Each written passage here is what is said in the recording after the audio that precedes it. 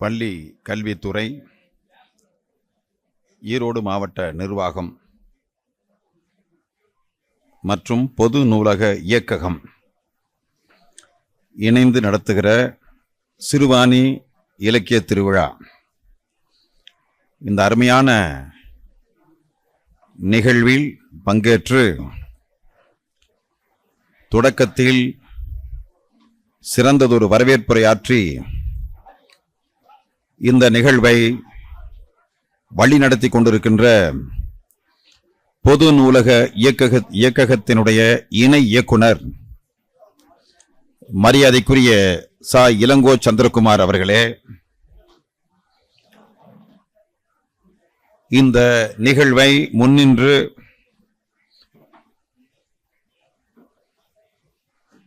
மிகச் சிறப்பாக நடத்தி கொண்டிருக்கின்ற ஈரோடு மாவட்ட நூலகர் தொடக்க நிகழ்வில் நன்றி உரையாற்றி இருக்கிற மரியாதைக்குரிய இரா யுவராஜ் அவர்களே,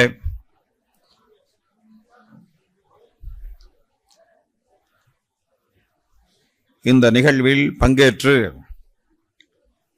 இந்த நிகழ்ச்சிக்கு கூடுதல் சிறப்பு சேர்த்து கொண்டிருக்கின்ற நம்முடைய மாவட்ட நூலகர்கள், ஈரோடு மாவட்ட நூலகர் மட்டுமல்லாமல்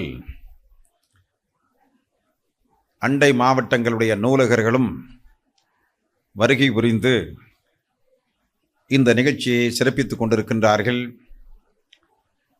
அந்த மாவட்ட நூலகர் பெருமக்களுக்கும் தொடக்க நிகழ்வில் பங்கேற்று சிறப்பித்திருக்கின்ற மாவட்ட ஆட்சித்தலைவர் உள்ளிட்ட சட்டமன்ற உறுப்பினர்கள், மேயர், துணை மேயர்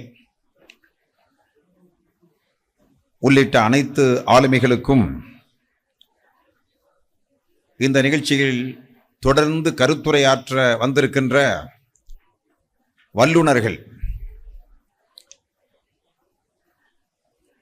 வல்லுனர் பெருமக்களுக்கும் தொடக்க நிகழ்வில் சிறப்பு விருந்தினர்களாக பங்கேற்று இந்த தொடக்க நிகழ்வையே மறக்க முடியாத ஒரு வரலாற்று நிகழ்வாக மாற்றி நம்மை மகிழ்வித்தது மட்டுமல்ல, நெகிழ்வித்திருக்கின்ற, நம்மை சிந்திக்க தூண்டி இருக்கின்ற சாகித்ய அகாடமி விருது பெற்ற தமிழகத்தின் தலைசிறந்த எழுத்தாளர்களான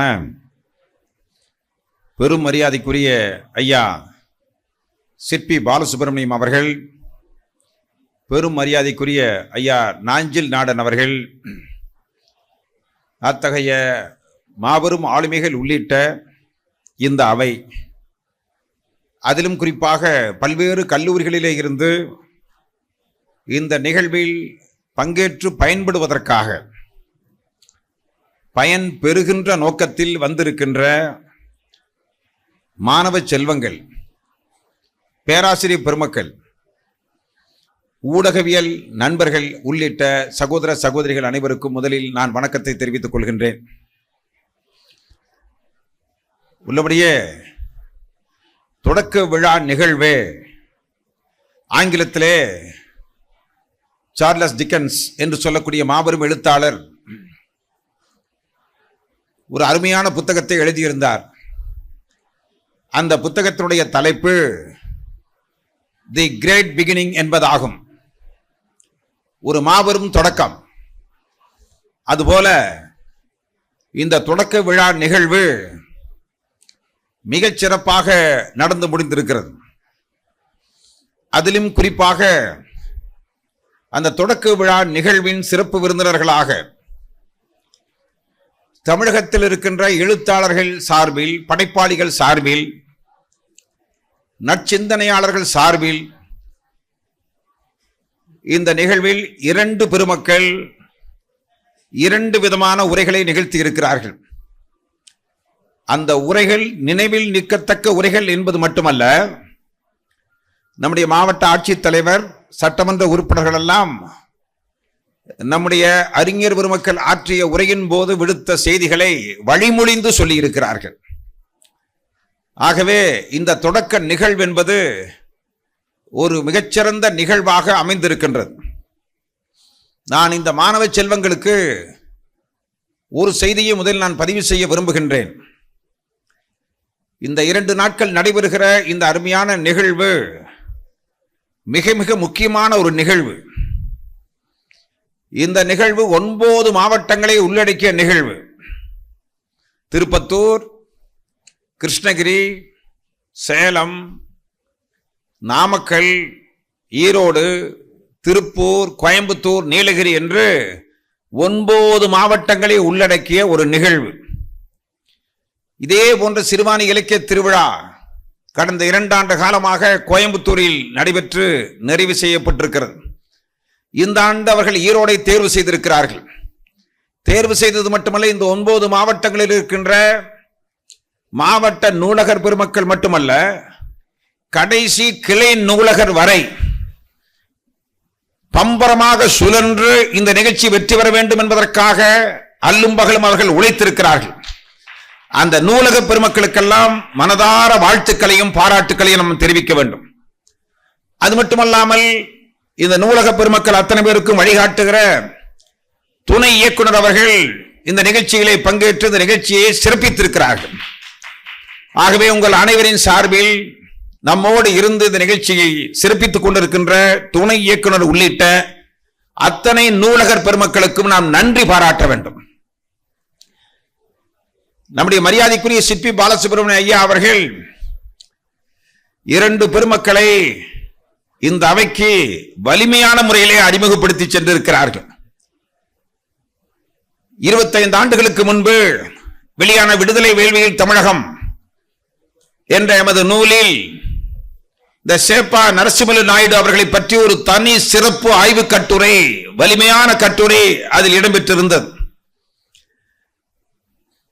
இந்த நேரத்தில் சே என்பது சேலம், சேலம் பகடால நரசிம்மலு நாயுடு என்பதுதான் அவரது முழு பெயர்.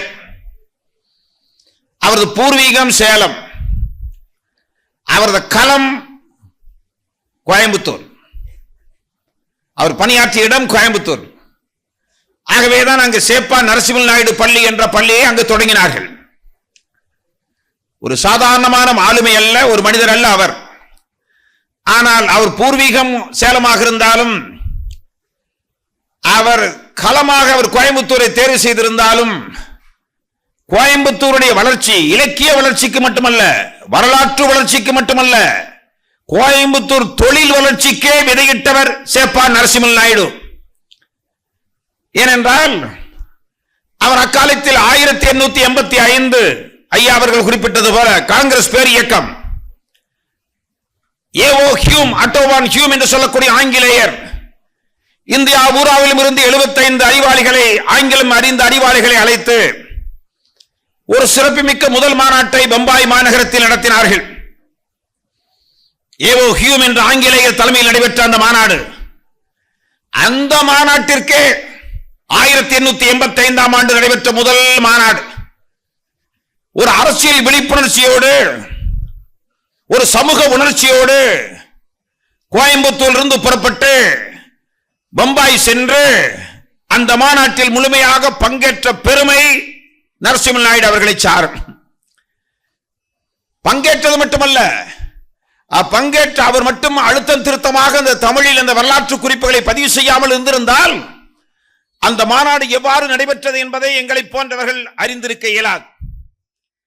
அப்படி சென்று விட்டு வந்தவர் சில மாதங்கள் வடநாட்டில் தங்கி பல ஊர்களுக்கெல்லாம் பயணம் மேற்கொண்டு திரும்பி வந்த பிறகு திருப்பூர், ஈரோடு போன்ற பகுதிகளுக்கெல்லாம் வந்து அவர் அங்கு கண்ட விஷயங்களை, எப்படி தொழில் வளர்ந்திருக்கிறது வடநாட்டில், அந்த தொழில் ஏன் இங்கு வளரவில்லை, அங்கு தொழில் வளர வேண்டும் என்றால் என்னென்ன செய்யலாம் என்ற உரையை, ஊக்க உரையை ஊர்தோறும் சென்று நிகழ்த்தியவர் நரசிம்மலு நாயுடு. அவ்வாறு நிகழ்த்திய காரணத்தால் தான் ஆங்காங்கு தொழில் வளர்ச்சி. வடநாட்டில் வளர்ந்த தொழில் ஏன் தென்னாட்டில் வளரவில்லை? கோயம்புத்தூர் தொழில் வளர்ச்சிக்கு கூட மூல காரணமாக விளங்கியவர் அவர். இதழாளர் மட்டுமல்ல, தொழில் வளர்ச்சிக்கு அடித்தளம் போட்டவர் நரசிம்மலு நாயுடு. அப்படிப்பட்ட ஒரு மாபெரும் ஆளுமை பிறந்த ஊர் ஈரோடு என்பதில் நாம் பெருமைப்பட வேண்டும்.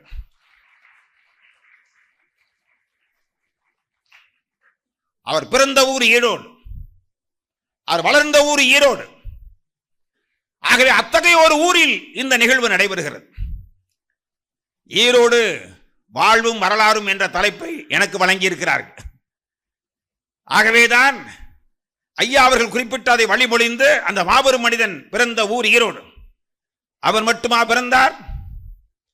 கும்பகோணத்தை பூர்வீகமாக கொண்டவர், உலக புகழ் பெற்றவர், 32.5 வயது மட்டுமே வாழ்ந்தவர். 32.5 வயது. சின்னஞ்சிறு வயதில் குழந்தையாக இருந்த காலத்தில் இருந்து வறுமை கோட்டுக்கு கீழே வாழ்ந்தவர்.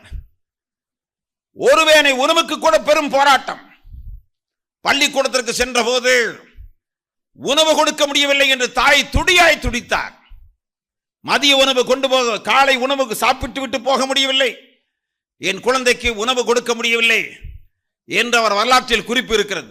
அத்தகைய உலகம் போற்றுகிற கணித மேதை ராமானுஜன் பிறந்த ஊர் ஈரோடு.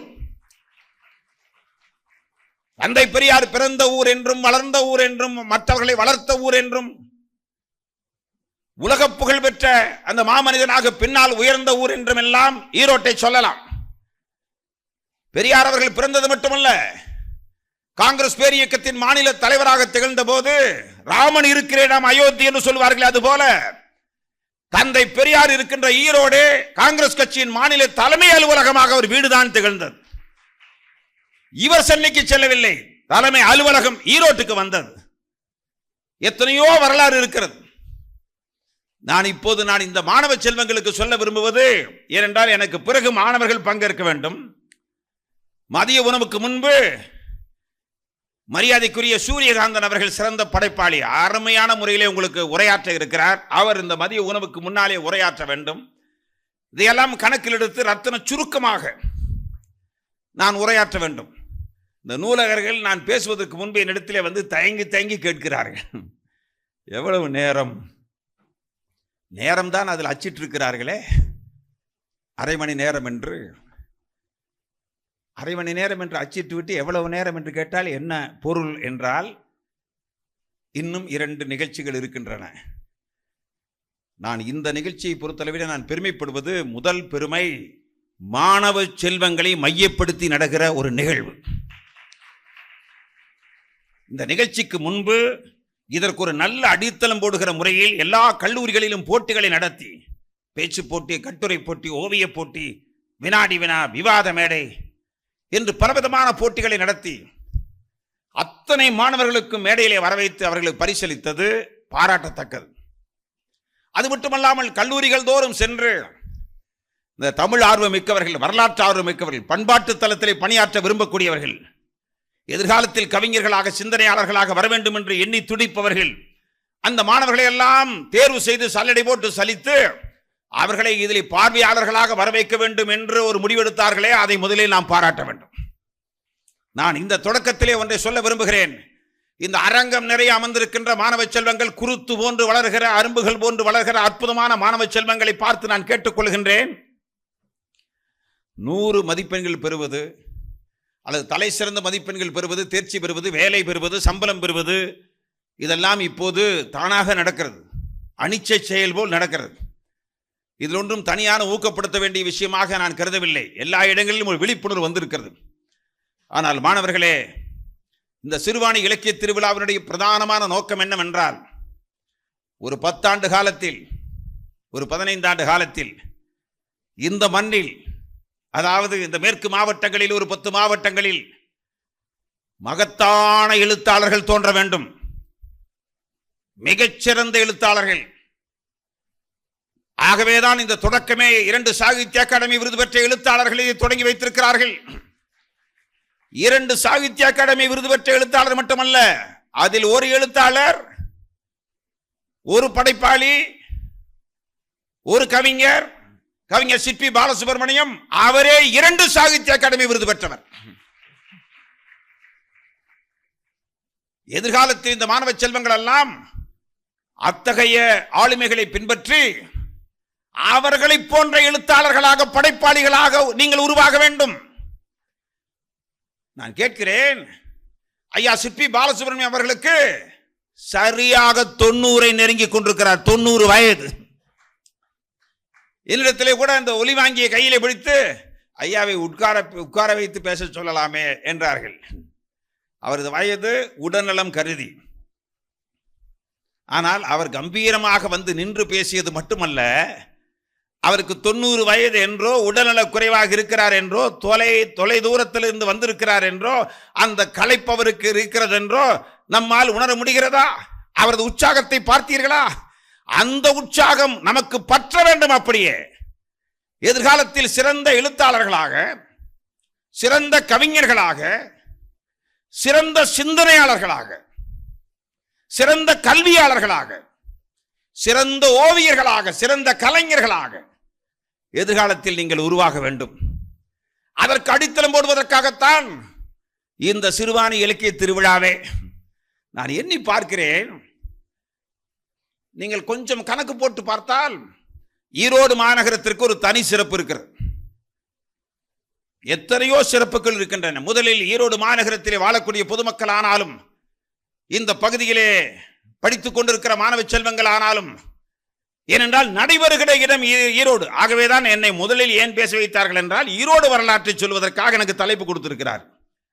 ஆகவே பேசுகிற போது முதல் தொடக்கமே ஈரோடு வரலாறாக இருக்கட்டும், நடக்கின்ற இடத்தின் வரலாறு என்பதற்காக இந்த தலைப்பு கொடுத்திருக்கிறார்கள் என்று நான் கருதுகிறேன். ஆகவேதான் முதல் பேச்சாளராக என்னை அழைத்திருக்கிறார். தலைப்புக்காக என்னை முதல் பேச்சாளராக அழைத்திருக்கிறார். மாணவர்களே, நான் முதலில் 2-3 சிறப்புகளை நான் சுட்டி காட்டியிருக்கிறேன்.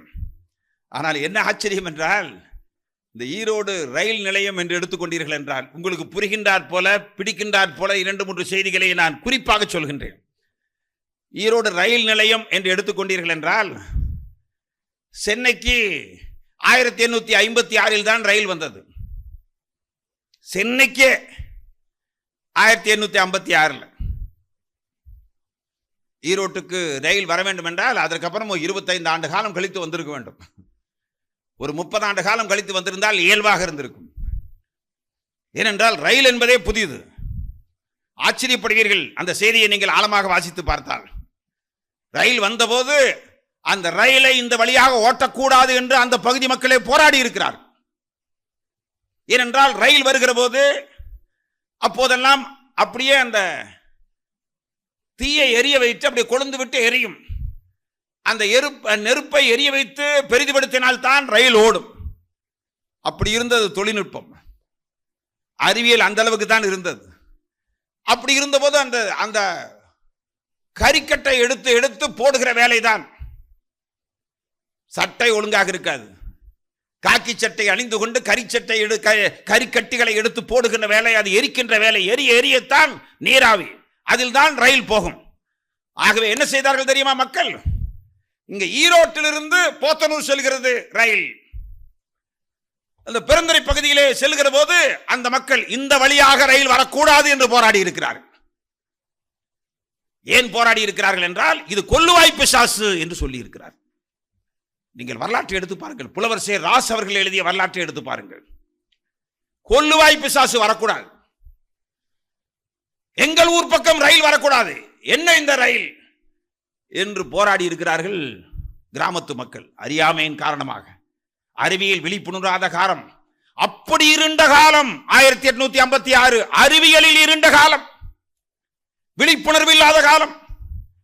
ஆனால் அருமை மாணவ செல்வங்களே, சென்னைக்கு ரயில் வந்த பிறகு 6 ஆண்டுகளில் ஈரோட்டுக்கு ரயில் வந்தது. அங்கே 56 வருகிறது என்றால் 62 இங்கு வந்து விட்டது. இன்னும் வெளிப்படையாக உங்களுக்கு புரியுமாறு சொல்ல வேண்டும் என்றால், கோயம்புத்தூரிலே ரயில் நிலையம் இல்லாத போது, சேலத்தில் ரயில் நிலையம் இல்லாத போது, கோயம்புத்தூரிலே இல்லை என்றால், ஆனால் ஈரோட்டில் ரயில் நிலையம் இருந்தது.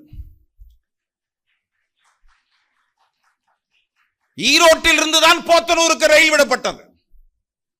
ஈரோட்டிலிருந்து புறப்பட்டு போத்தனூருக்கு போகிறது. இங்கிருந்து திருச்சிக்கு இன்னொரு ரயில், அதிலும் மீட்டர் கேஜ், பிராட் கேஜ் என்று இருக்கிறது அல்லவா? அப்போதே பிராட் கேஜ் இருந்த இடம் ஈரோடு. ஆகவேதான் ஈரோடு ரயில் நிலையம் என்பது ஒரு வரலாற்று சிறப்புமிக்க ரயில் நிலையம். 100 ஆண்டுகளே கடந்தது. சரி, ரயில் நிலையம் அப்படி இருக்கிறது என்றால் அதை பற்றி சொல்ல வேண்டும் என்றால் ஏராளமாக சொல்லலாம். என நம்முடைய மகாகவி பாரதி 1921ஆம் ஆண்டு நம்முடைய மரியாதைக்குரிய சிற்பி பாலசுப்ரமணியம் அவர்கள் சொன்னார்களே, பாரதி தமிழ் என்ற ஒரு புத்தகம், அதுதானே பாரதியை பற்றி முதலாக சுதேசமித்திரனுடைய பழைய இதழ்களை எல்லாம் தூசி தட்டி எடுத்து பாரதி பற்றி வந்திருக்கிற அந்த பழைய கட்டுரைகளை தொகுத்து வந்த முதல் புத்தகம். அதற்கு பிறகு பாரதி ஆய்வாளர்கள் நிறைய பேர் வந்து விட்டார்கள். ஆனால் முதல் ஆய்வாளர் பெரியசாமி தூவனன். அந்த புத்தகத்தில் தான் ஒரு கட்டுரை, அவர் சொன்னது வேறொரு கட்டுரை. நான் படித்த போது பாரதி தமிழ் என்ற புத்தகத்தை நான் பள்ளி கல்லூரி மாணவனாக இருந்தபோது முதலே படித்தேன். அருமையான கால பெட்டகம்.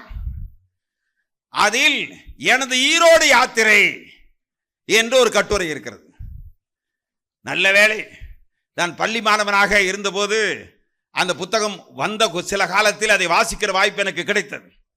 நான் வாசித்து விட்டு ஈரோடு சிவரஞ்சனி ஹோட்டலில் நடக்கக்கூடிய ஒரு கூட்டத்தில், எத்தனை ஆண்டுகளுக்கு முன்பு, நான் கூட்டத்திலே பேசிய பிறகு கீழே வந்தேன். கீழே வந்தபோது ஒரு பெரியவர் என் கையை பிடித்துக் கொண்டார்.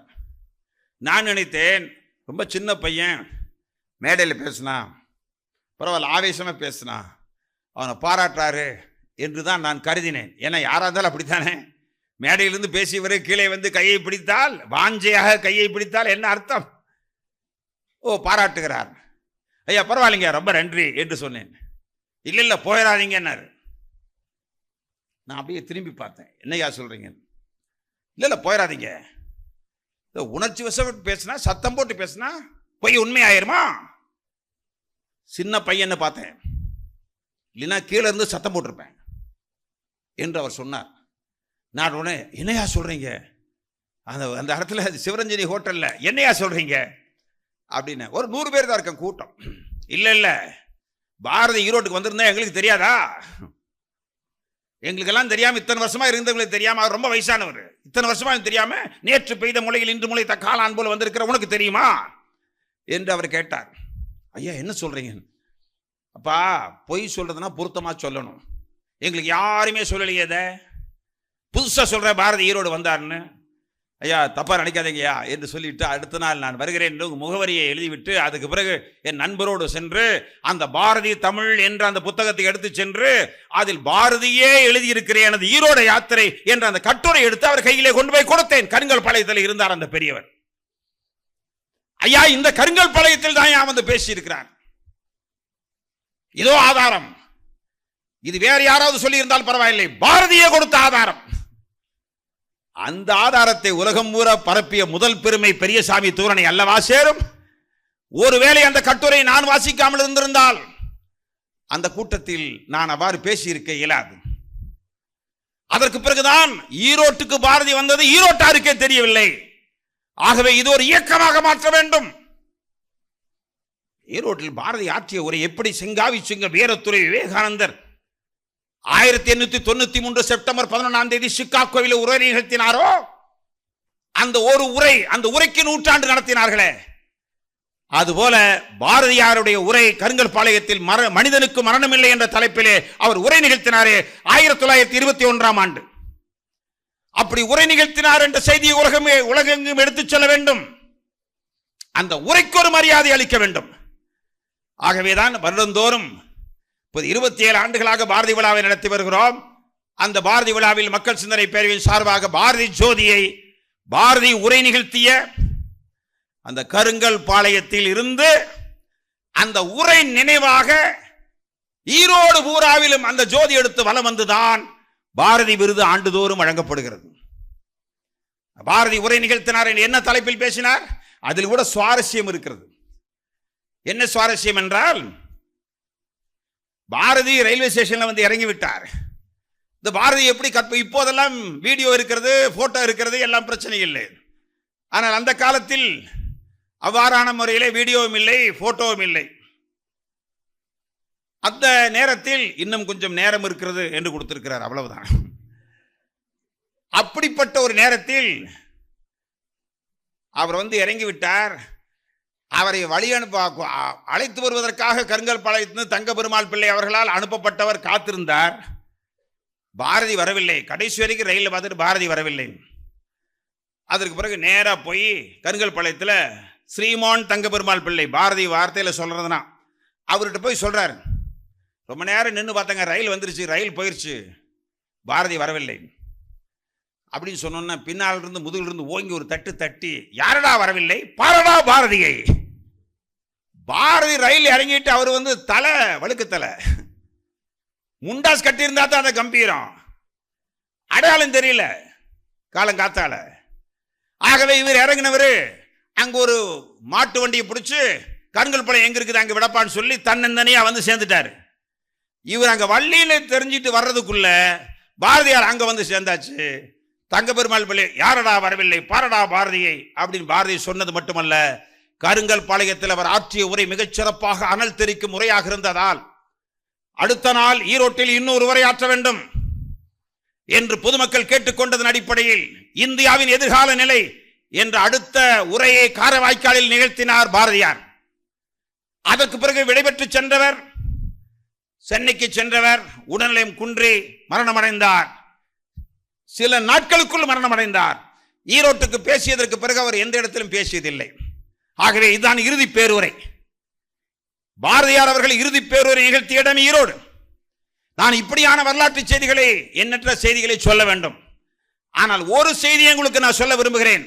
மாணவர்களே, 100 ஆண்டுகளுக்கு முன்பு இங்க ஈரோட்டில் எத்தனை பள்ளிக்கூடம் இருந்திருக்கும் என்று கருதுகிறீர்கள்? 100 விழா கொண்டாடிய கல்வி நிலையங்கள். நான் சொல்றது high school, higher secondary school மட்டும். 8 high school, higher secondary school இப்ப இருக்கிற ஸ்கூல்ல 100 ஆண்டுகளுக்கு முன்பு ஈரோட்டில் தோன்றியவை 8 ஸ்கூல். அதே மாதிரி பிரைமரி ஸ்கூல் இருக்க தொடக்கப்பள்ளி 21 பள்ளிக்கூடங்கள் இந்த மாவட்டத்தில் மட்டும் 100 ஆண்டுகளுக்கு முன்பு தோன்றியவை. இது அந்த கல்வி சம்பந்தப்பட்ட விஷயங்கள் நீங்க போனீங்கன்னா அது பெரிய வரலாறே இருக்கிறது. எப்படிப்பட்ட கல்வி நிலையங்கள் எல்லாம் உருவாகின என்று. இதெல்லாம் ஒரு பக்கம் இருக்கட்டும். ஏனென்றால் எனக்கு நேரம், நானே வகுத்துக் கொண்ட நேரம் என்ற காரணத்தால் ஒரே ஒரு வரலாற்று செய்தியாவது உங்கள் நெஞ்சில் ஆழமாக பதிவு வைக்க வேண்டும் என்று விரும்புகிறேன். நிறைய செய்திகள் இருக்கின்றன. ஈரோட்டை பற்றியான செய்திகள், எண்ணற்ற செய்திகள். மஞ்சள் என்றால் இந்திய அளவிலே எல் கொஞ்சுகிற காஷ்மீரத்தில் இருந்து முக்கடல் சங்கமிக்கின்ற குமரிமணி வரை மஞ்சள் என்றால் முதல் தரமான மஞ்சள் அது ஈரோடு தான், அன்றும் இன்றும். ஜவுளி என்றால் அது அன்றும் இன்றும். ஜவுளி, கோயம்புத்தூர் என்பது தொழிற்சாலைகள் நிறைந்த இடம், திருப்பூர் என்பது ஏற்றுமதியாளர்கள் நிறைந்த இடம். ஆனால் அங்கு கூட ஜவுளி மூலப்பொருள் துணியாக, அதாவது நூலை துணியாக, பஞ்சை நூலாக்கி நூலை துணியாக்கி அந்த மூலப்பொருளாக, கச்சா பொருளாக இந்தியா பூராவிலும் அனுப்புகிற அந்த ஜவுளிக்கு தலைமை நகரம் எது என்று கேட்டால் அது ஈரோடு. அதுபோல தோல் பதனிடும் தொழில் 150 ஆண்டு கால வரலாறு உள்ளது ஈரோடு. இது ஒரு பக்கம். நகராட்சி என்றால் கார்ப்பரேஷன், இப்போது மாநகராட்சி. அந்த நகராட்சியின் வரலாற்றை எடுத்து பார்த்தீர்கள் என்றால் ஈரோடு நகராட்சி தமிழ்நாட்டிலேயே பல ஆண்டுகளாக அதிக வருமானம் உள்ள நகராட்சி எது என்று கேட்டால் ஈரோடு நகராட்சி நம்பர் 1. அதே போல பழைய நகராட்சி எது என்று கேட்டால் ஈரோடு நகராட்சி. 3 இஸ்லாமிய பெருமக்களை எல்லோரும் சேர்ந்து வாக்களித்து அவர்களை நகராட்சி மன்ற தலைவராக்கி அழகு பார்த்த நகரம், நல்லிணக்க நகரம், மகிழ்ச்சியான நகரம், சகோதரத்துவ நகரம் எது என்று கேட்டால் அது ஈரோடு மாநகராட்சி. தந்தை பெரியார் அவர்களை நகராட்சி தலைவராக அவர் இளம் வயதாக இருந்த போது நகராட்சி தலைவராக்கியது ஈரோடு. கல்வி என்று எடுத்துக்கொண்டால் ஐயா எஸ் மீனாட்சிசுந்தர முதலியார், வரலாறு என்று எடுத்துக்கொண்டால் புலவர் சே ராசு. இதெல்லாம் ஒரு பக்கம் இருக்கிறது. நிறைவாக ஒரு கருத்தை சொல்கிறேன் மாணவர்களே. டேக் ஹோம் மெசேஜ் என்று ஒன்று இருக்கும் அல்லவா? நீங்கள் வீட்டுக்கு எடுத்து செல்வதற்கு ஒரு செய்தி வேண்டும் அல்லவா? இந்த அரை மணி நேரம் எனக்கு கொடுக்கப்பட்டது உங்களுக்கு வரலாற்றை வாசிக்க ஊக்கப்படுத்துவதற்காக மட்டும்தான். நானே வரலாற்றை சொல்லிவிட முடியாது. வரலாற்றின் தொடக்கம் நீங்கள் இப்போது விடைபெற்று சென்ற பிறகு ஈரோடு மாவட்ட வரலாற்றை நீங்கள் வாசிக்க தொடங்க வேண்டும். ஈரோடு மாவட்ட தலைநகர் இருக்கவில்லை. கோயம்புத்தூரே மாவட்ட தலைநகரம் கிடையாது. கோயம்புத்தூருக்கே தலைநகரம் எது என்றால் பவானி. பவானி தான் ஒரு மாவட்ட தலைநகரம். இன்னொரு மாவட்ட தலைநகரம் தாராபுரம். நொய்யல் என்ற ஆற்றை வைத்து தெற்கு நொய்யல் மாவட்டம், வடக்கு நொய்யல் மாவட்டம் என்றுதான் இருந்தது. கோயம்புத்தூர் மாவட்டம் எல்லாம் கிடையாது. ஆகவே அதுக்கு பிறகு கோயம்புத்தூருக்கே தலைநகரம் பவானியாக இருந்தது. பிறகு எல்லாம் ஒன்றாக்கி கோயம்புத்தூர் தலைநகராக ஆனது. 1979 45 ஆண்டுகளுக்கு முன்பு ஈரோடு மாவட்டம் பிரிந்தது. கோயம்புத்தூரிலிருந்து பிரிஞ்சு எத்தனை வருஷம் ஆச்சு? 45 ஆண்டுகள் ஆச்சு. ஆகவே அப்படியான ஈரோடு மாவட்டம் தோன்றியது. எப்ப தோன்றியது என்றால் தந்தை பெரியார் பிறந்த நாளில் செப்டம்பர் 17ஆம் தேதி 1979ஆம் ஆண்டு பெரியார் மாவட்டம் என்ற பெயரில் அறிவிக்கப்பட்டது. அதற்கு பிறகு எல்லா மாவட்டத்துக்கும் தலைவர் பெயர் வேண்டாம் என்று கருதி அந்தந்த ஊர் பெயரை வைத்து மாவட்டம் அழைக்கப்பட்டது. தொடங்கும் போது பெரியார் மாவட்டம். இதெல்லாம் ஒரு பக்கம் இருந்தாலும் முத்தாய்ப்பாக ஒரு செய்தியை சொல்கிறேன். ஒரு 3 நிமிடத்தில் சொல்லி முடிக்க முயற்சிக்கிறேன். மறக்கக்கூடாத ஒரு வரலாற்று பெயர் காளிங்கராயன். இதுதான் நெஞ்சில் ஆழமாக நான் பதிய வைக்க வேண்டிய பெயர். 742 ஆண்டுகளுக்கு முன்பு, அப்ப சிமெண்ட் கிடையாது, தொழில்நுட்பம் வளரல, சயின்ஸ் வளரல, டெக்னாலஜி வளரல. 742 வருஷம்னா எவ்வளவு வருஷம்? 1282. அப்பத்தான் காளிங்கராயன் என்றவன் யார்? அவர் பாளையக்காரர் அல்ல, பட்டக்காரர் வம்சத்திலிருந்து வந்தவர் அல்ல, மன்னர் பரம்பரையிலே இருந்து வந்தவர் அல்ல, நம்மை போன்று சாதாரண குடும்பத்திலே இருந்து வந்தவர். ஆனா தனித்திறமை கொண்டவர், அபார சக்தி கொண்டவர், நிர்வாக திறமை கொண்டவர். அப்போது இந்த பாண்டிய மன்னன், இங்கு பாண்டிய மன்னன் ஆட்சி, வீரபாண்டியன் ஆட்சி நடந்தது. அப்போது இவர் ஆட்சி தலைவராக நியமிக்கப்பட்டார், அரசியல் தலைவராக நியமிக்கப்பட்டார். அவர் சொந்த பெயர் லிங்கையன். காளிங்கராயன் என்பது அவர் கொடுக்கப்பட்ட பட்டம். அவர் நியமிக்கப்பட்டார். நியமிக்கப்பட்ட பிறகு அவர் ஆற்றிய தொண்டுகள் 1000. ஆனால் அதில் ஒன்றுதான், அப்போது வறட்சி பூமியாக இருந்த பகுதியை பார்த்து பவானி, அங்கிருக்கக்கூடிய தடுப்பானை, அங்கிருக்கக்கூடிய அந்த பவானி ஆற்றில் 534 அடி உயரம் கடல் மட்டத்திலிருந்து அங்கு கொண்டு போய் அந்த நதியை இணைக்க வேண்டும் என்றால் நொய்யல் இணைக்கணும். அந்த நொய்யல்ல கடல் மட்டத்தில் எவ்வளவு உயரம் என்றால் 412 அடி உயரம். மாணவர்களே, நீங்க நிறைய பேர் சயின்ஸ் ஸ்டூடெண்ட்டும் இருப்பீங்க, மேக்ஸ் ஸ்டூடெண்ட்டும் இருப்பீங்க. 534 அடி உயரம், அது 412 அடி உயரம். அப்படின்னா அப்படியே மலைக்கு மடுவுக்கும் உள்ள வேறுபாடு. அப்ப அங்க இருக்கிற நதியை நொய்யல்ல கொண்டாந்து இணைக்கணும். அதை சிந்தித்தார் காளிங்கராயன், செயல்படுத்தினார். 12 ஆண்டு காலம் வெட்டினார். அது வெட்டுகிற போது என்ன ஆச்சுன்னா, நேர கொண்டு வர முடியாது. அங்கிருந்து நேர வாய்க்கா வெட்டிட்டோம்னா சர்ன்னு தண்ணி வந்துடும், அவ்வளவுதான், தண்ணி பாயாது. ஆகவே என்ன செய்தார் என்றால், பாம்பு மாதிரி வளைஞ்சு வளைஞ்சு வளைஞ்சு அந்த கால்வாயை நேரடியா போன 32 மைல் தான். ஆனா 56 மைல் வெட்டினார். நொய்யல கொண்டு போய் ஜாயின் பண்ணார். நான் கேட்கிறேன், இப்பதான் நதிநீர் இணைப்பை பற்றி பேசுகிறோம் அல்லவா? வங்கத்தில் ஓடிவரும் நீரின் மிகையால் மையத்து நாடுகளில் பயிர் செய்வோம் பாரதி சொன்னான் அல்லவா? அந்த காலத்தில் அந்த சிந்தனை எல்லாம் இல்லாமல் இருந்த போது இந்தியாவிலேயே நதிநீர் இணைப்பின் முன்னோடி யார் என்று கேட்டால் காளிங்கராயன் என்பதை மறந்து விடாது. நதிநீர் இணைப்பின் முன்னோடி. அப்ப சிமெண்ட் கிடையாது. அங்க ஊராட்சி கோட்டை மலை இருக்கு, அந்த மலையிலே விலைக்கு வாங்கினான். அங்க வர்ற தடத்தை விலைக்கு வாங்கினான். எரும மாட்டை பூட்டி அந்த கல்லுகளை எல்லாம் கொண்டு வந்தான்.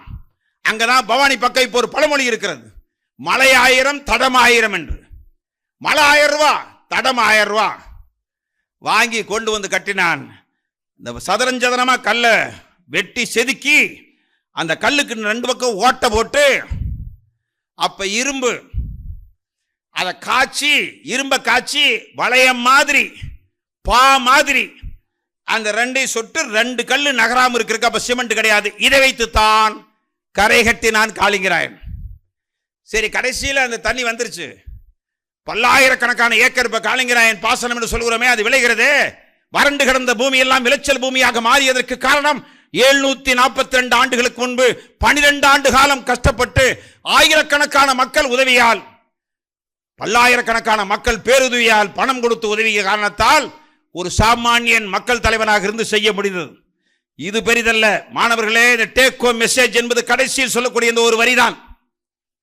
என்ன வரி தெரியுமா? எல்லாம் முடிச்சாச்சு, தண்ணி வந்துருச்சு, நினைச்ச மாதிரியே வளைஞ்சு வளைஞ்சு வர்ற போது அங்கெல்லாம் மதகு வச்சு தண்ணி பாயறதுக்கு நல்ல வசதியா வந்துருச்சு. கடைசியா என்ன செஞ்சா தெரியுங்களா? அது வரைக்கும் வாய் திறக்கல. இது எல்லாத்துக்கும் நம்ம யாருக்கு நன்றி பாராட்ட வேண்டும் என்றால், இந்த சஸ்பென்ஸான விஷயத்தை சொல்றதுக்கு முன்னாடி இதை சொல்லிருந்தோம், புலவர் சே ராஸ் அவர்களுக்கு தான் நாம் நன்றி பாராட்ட வேண்டும். இதை ஆராய்ச்சி செய்து கல்வெட்டு மூலமாக, செப்பேடுகள் மூலமாக, ஓலைச்சுவடுகள் மூலமாக ஏறத்தாழ 20 ஆண்டு காலம் ஆராய்ச்சி செய்து காளிங்கராயனுடைய வரலாற்றை எழுதியவர் புலவர் சே ராஸ். அந்த கடைசியில வரி வருங்க, அதுதான் முக்கியம். அப்படியே வந்துருச்சப்பா, வந்துருச்சு. ஏதாவது பிரச்சனை இருக்கா? ஒன்றும் இல்லை. கட்டப்பட்ட அணை சரியா வந்துருச்சா? வந்துருச்சு. எல்லா மதகுகள் திறக்கப்படுகிறதா? தண்ணீர் பாய்கிறதா? பாய்கிறது. உடனே ஒரு இடத்துல கூட்டம் போட்டாங்க. அந்த பங்காளிகளே, உறவினர்களை, ரத்த உறவினர்கள் அனைவரையும் வரவைத்தான். வரவைத்து என்ன சொன்னான் என்றால், 12 ஆண்டு காலம் வாய்க்கால் வெட்டி இருக்கிறோம். இந்த வாய்க்கால் வெட்டுவதற்கு நம்முடைய பணம் அல்ல, மக்கள் பணம். நம்முடைய உழைப்பு மட்டுமல்ல, நாம் போய் உழைக்கவில்லை, மக்கள் உழைத்தார்கள். சிந்தனை நம்முடையது, செயல் மக்களுடையது. நமக்கு இங்கு பூமி இருக்கிறது, நூற்றுக்கணக்கான ஏக்கர் பூமி இருக்கிறது. ஆனால் நாம் கொண்டு வந்திருக்கிற இந்த தண்ணீர், இணைக்கப்பட்ட இந்த நதியின் மூலமாக கிடைக்கிற பயன்பாடு, ஒரு சொட்டு தண்ணி கூட நம்முடைய பூமிக்கு வரக்கூடாது. நாம் அதை பயன்படுத்தக்கூடாது. அப்படி என்றால் என்ன செய்யலாம்? வேறொன்றும் செய்ய வேண்டாம். நாம் கூண்டோடு நம் உறவினர், ரத்த உறவினர்கள் அத்தனை பேரும் இந்த இடத்தை விட்டு காலி செய்து பொள்ளாச்சிக்கு அருகிலே இருக்கிற ஊற்றுக்குடி என்ற ஊருக்கு குடிபெயர்ந்து விடலாம் என்று சொல்லி ஒரு சொட்டு தண்ணியை கூட பயன்படுத்தாத மாபெரும் தியாக செம்மல் காளிங்கராயன். இப்படிப்பட்ட வரலாறுகளை எல்லாம் இந்த இளைய தலைமுறையின் நெஞ்சில் ஆழமாக பதிய வைத்து, தொழில்நுட்பம் நீங்கள் நினைத்தால் கண்டுபிடித்து விடலாம். அந்த உணர்ச்சி, சமூக உணர்ச்சி இருந்தால் நதிகளை இணைக்கிற சிந்தனை இல்லாத காலத்திலே இணைத்தானே, நீங்கள் நினைத்தால் எத்தனை செய்யலாம். அது மட்டுமல்ல, நமக்காக அல்ல, நாட்டுக்காக, எனக்காக அல்ல, சமுதாயத்துக்காக என்று சிந்தித்த அந்த சிந்தனை, அந்த சமுதாயத்துக்கான சிந்தனை, அதற்கான விதை, அதுதான், அது தொடக்கம்தான் இந்த சிறுவாணி இலக்கிய திருவிழா என்று சொல்லி எனக்கு உள்ளிருந்து பிரவாகம் எடுத்து, இந்த பக்கம் தொழில் வளர்ச்சி எப்படி வளர்ந்தது, இந்த பக்கம் கல்வி நிலையங்கள் எல்லாம் இப்படி மிகச்சிறந்த முறையை செழித்தன, இந்த பக்கம் இலக்கியங்கள் பவனந்தி முனிவரில் இருந்து மாபெரும் இலக்கியவாதிகள் எல்லாம், சீனாபுரத்திலே ஜைன மதங்கள், ஆன்மீக செம்மல்கள் இப்படியெல்லாம் இந்த மண்ணில் உழவினார்கள். அரசியலில் குருகுலம் என்று சொல்லக்கூடிய அந்த 3 அம்சங்கள் இருக்கின்றனவே. விடுதலை போராட்டத்தில் ஈரோடு முன் நின்றிருக்கிறது. தியாகியம்மே ஈஸ்வரனில் இருந்து அத்தனை பேர் நினைத்து பார்க்கத்தக்கவர்கள். ஆகவே விடுதலை போராட்ட வரலாற்றை நான் தொடவே இல்லை, அதுதான் என்னுடைய உயிர் மூச்சு. ஆனால் இந்த ஈரோட்டை பொறுத்தளவிலே விடுதலை போராட்டத்தில் மகத்தான பங்களிப்பு செலுத்திய ஒரு மண் இந்த ஈரோட்டு மண். ஆகவே அந்த வரலாற்றை எல்லாம் நீங்கள் வாசித்தறிய வேண்டும். அதில் முதல் பக்கத்தை முன்னுரை மட்டும்தான் இப்போது நான் பேசியிருக்கிறேன். மு மேத்தா ஒரு கவிதையிலே சொல்லி இருப்பார், என் கவிதை முற்று பெறாமலேயே முடிந்து போய்விட்டது என்று. அதே போல என் உரை முற்று பெறாமலேயே முடிந்து போய்விட்டது. நன்றி, வணக்கம்.